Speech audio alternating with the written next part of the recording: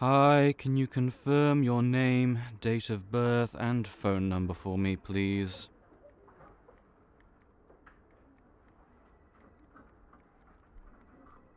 Good, thank you. Do you know why you're here? Has anyone briefed you yet?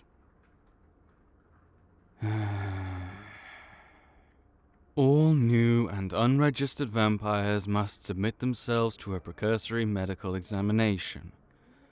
Once you are cleared, we will file a report on the circumstances of your turning. I, as the Vampiric Association Counselor on duty, will then answer any questions you might have and provide you with resources to help you get accustomed to your new afterlife. Should this process overwhelm you, here is a box of tissues. Do you have any questions? Good, then we'll begin. Please look into the light and follow my finger. Your eye color and pupil reactivity are good. You might have noticed by now that your irises have turned red. Some people choose to wear colored contacts to cover them, or claim that the red is the contacts. Should you choose the former, we can fill out a form for you to receive bi-weekly shipments of lenses on us. Excuse me. Your heartbeat and pulse are normal. By that I mean non-existent. Blood no longer circulates through your body in the way it used to.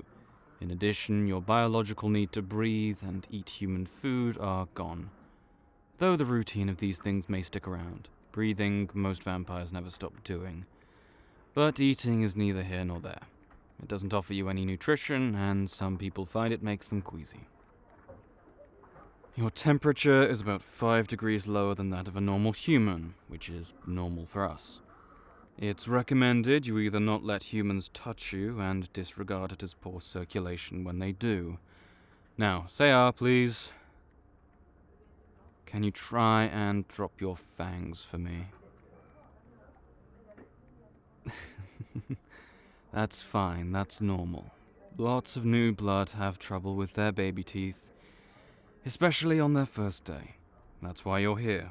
Try sticking out your tongue. Now, smile. There we go. Excuse me. 2 centimeters. Lucky you. You can close your mouth now. Or try at least. The fangs should retract as you relax your jaw, but you should also get used to them being out, to the feeling of the fangs sitting in your mouth. That covers the medical exam, so please feel free to sit back and try to get comfortable if you can. The next part of the process can be trying, but it's necessary. Now, I need to get from you any and all details about the vampire that turned you. Looks, voice, scent, anything like that. If any details are blurry, like you were drugged, enthralled, or both, or you find yourself getting upset, I could call in a counselor or therapist on duty to sit with you and support you. So we can find them. Non-consensual turning is basically a felony among vampires, and a statement would help us get you justice against whoever did this to you.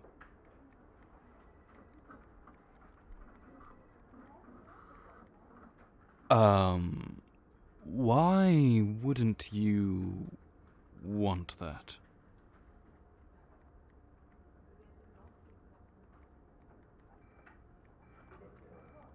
Huh. Really? You asked for this? That's highly unusual. Because the VA doesn't see a lot of turnings, let alone willing or enthusiastic ones. It's not suspicious per se, but maybe hard to believe. Not in the decades I've been doing this job. To clarify, you wanted to become a vampire. You're not going to cry or scream or break down. It's fine if you do, but I want to be prepared for that possibility, so I can call someone and not have to deal with it. You will never feel the sun again. You have to drink human blood, a lot of it, or you'll get sick and die. Again. Your family and friends will be told you're dead, and you'll be monitored for years to make sure you don't try to reach out to them. And you're okay with that? Alright then. We don't need half these forms then. Usually I'd take notes for a sketch artist, refer you to a counselor, get a victim statement. Guess that's not necessary when you're not a victim. We can skip that portion of the appointment then. Do you have any questions for me? Anything you want to know? Vampires are, for most of the population anyway, a complete myth. We'd rather you ask whatever you like, even if it sounds stupid, than believe we sparkle in the sunlight. No, we don't, though. That'd be pretty cool. Nope, the eyes stay red no matter what we eat.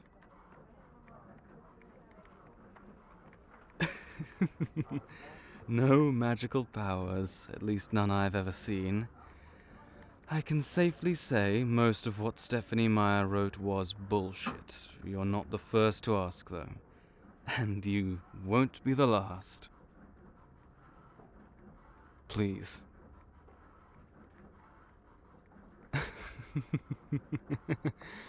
No, sorry, I've just never been asked about that. I've never really thought about it, but I guess I'd say so. It is cool being a vampire. About 40 years ago. Older than you'd think, we all are. And you will be too one day. Yes, the super strength is very real. Did you try it already? They always do. It takes some time to develop. As long as 6 months for your muscles to adapt to the change. Thank God for that, or else my office walls and furniture would be broken. Not as much as you'd think, about a pint a day, which would be provided by the VA. There are places to buy more, but there is a cap to how much you can get a month, and you'd have to pay for it out of pocket. Nothing so magical or mysterious as that. The Vampiric Association is not unlike the human government. You pay taxes, you benefit from Social Security. We provide you blood contacts, help you find a job that lets you work only nights, classes to help you adjust, all in exchange for a tax deducted from your paychecks. You could theoretically commit tax evasion, go rogue, off the grid hunting for blood, but it's not recommended. People like that tend to get caught and then they get dealt with. I can't imagine you wanted to go through all the trouble of becoming a vampire for it to only last a month. Seems a lot of work to just die twice. All of my friends are vampires, yeah. Not necessarily because we flock together or commune for magic, hedonistic rituals, or anything like that. Being nocturnal can just be sort of isolating. It's good to make time to be around other people on our schedule, most of which happen to be other vampires. Can I ask you a question before we continue? Are you having trouble retracting the fangs, or are you just enjoying them too much to put them away?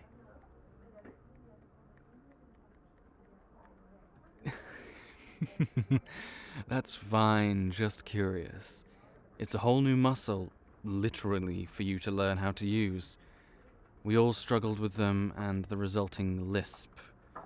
You'll get used to it, just like we all did. Some are easier to adjust to than others. The strength was definitely an issue for me for a couple of months. I broke a lot of remotes before I figured out my grip strength. The drinking blood thing was surprisingly easy for me. Not seeing my parents again. That was hard. Really hard. They died a decade ago, but time feels different when you have so much of it. Thank you. Everyone, at least everyone I've onboarded, has had a hard time, yes. Like I said, you are a highly unusual, albeit fortunate case. Most vampires either get turned as a last resort deathbed measure or against their will. I've never met anyone like you who just wanted the bite and asked for it. Where did you even do that, by the way? Where did you find a vampire to just forego secrecy and bite you? Reddit. I really shouldn't be surprised. Do you know where they are now, if they're local? Damn. That's fine, I guess. They're not in trouble per se, no. If they did it without your consent, they'd be a criminal. But biting you with your consent and not filling out the paperwork is more like a misdemeanor than anything, especially since you're here to do it yourself.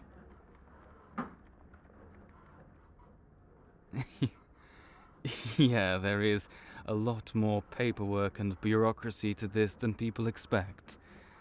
Turns out, death and taxes are really, truly unavoidable. Theoretically, you could just go out and start being a vampire, yes. It's recommended you stick around, attend seminars, get connected to a job, and maybe a mentor, but no one's making you.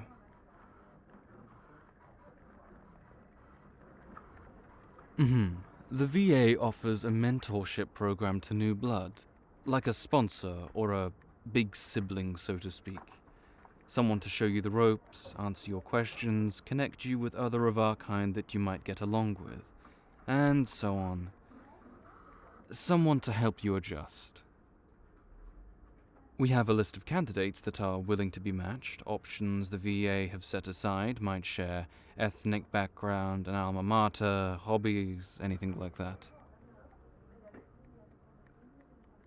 Me? Actually, I'd say this appointment has gone pretty well.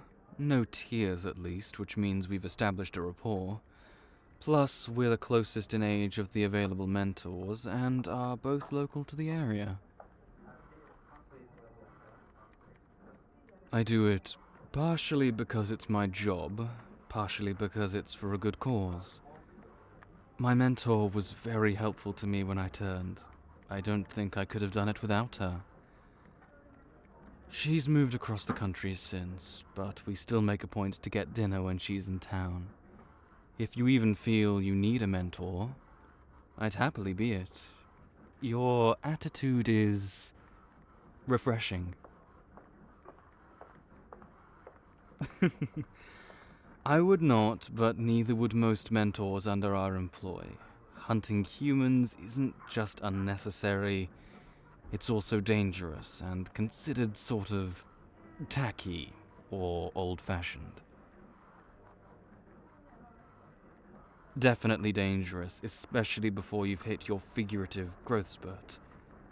We're fast and strong, but not indestructible, and a gun might not kill you, but it would certainly hurt. Normal human things, honestly, as long as they can be done at night. Concerts, dining out, comedy shows, drinking. We could go to a vampire-owned bar a couple of blocks from here. I could buy you your first pint. The blood bank. I am not, in fact, fucking with you. Just because most of us didn't want to become vampires, doesn't mean we can't have a little fun with it. Exactly like how you think it would. Very much infringing on Anne Rice's copyrights if she were still alive to contest them. Surprisingly good cocktails, though, and tiring. How skilled would you say you are at bartending?